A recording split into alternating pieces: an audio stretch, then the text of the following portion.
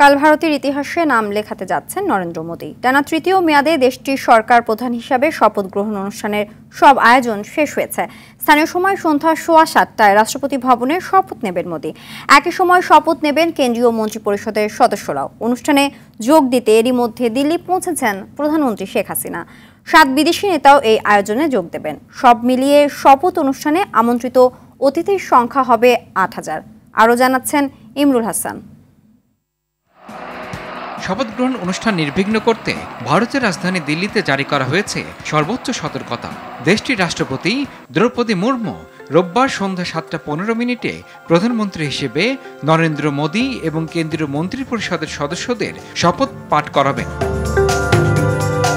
নরেন্দ্র মোদীর নতুন মন্ত্রিসভায় 27 থেকে 30 জন সদস্য থাকবেন বলে ধারণা করা হচ্ছে, যার প্রায় 1/3 এনডিএ জোটের সঙ্গে কয়েকজন প্রতিমন্ত্রীও থাকতে পারেন। অষ্টাদশ লোকসভার প্রথম অধিবেশন 15 জুন শুরু হওয়ার কথা রয়েছে। এর মধ্যে প্রথম দুদিন যাবে নবনির্বাচিত সদস্যদের শপথ গ্রহণে।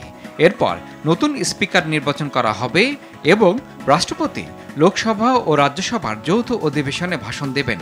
এছাড়া অধিবেশনের আনুষ্ঠানিক উদ্বোধন করবেন রাষ্ট্রপতি। প্রথম অধিবেশন আগামী 22 জুন শেষ হওয়ার কথা রয়েছে।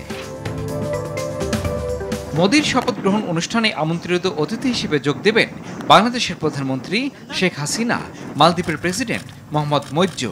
ভারতে প্রতিবেশী প্রথম নীতির অংশ হিসেবে বাংলাদেশ, মালদ্বীপ ছাড়াও শ্রীলঙ্কা, ভুটান, নেপাল, মরিশাস এবং সেসেলসের নেতারা অনুষ্ঠানে উপস্থিত থাকবেন।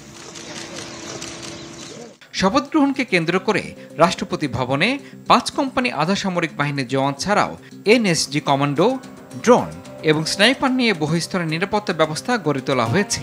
শপথ গ্রহণ অনুষ্ঠান চলার সময় যে কোনো অপরাধমূলক বা সন্ত্রাসী হুমকি রোধে দিল্লিতে নো ফ্লাই জোন ঘোষণা করা হয়েছে। এই বিধিনিষেধ 9 থেকে 10 জন পর্যন্ত কার্যকর থাকবে।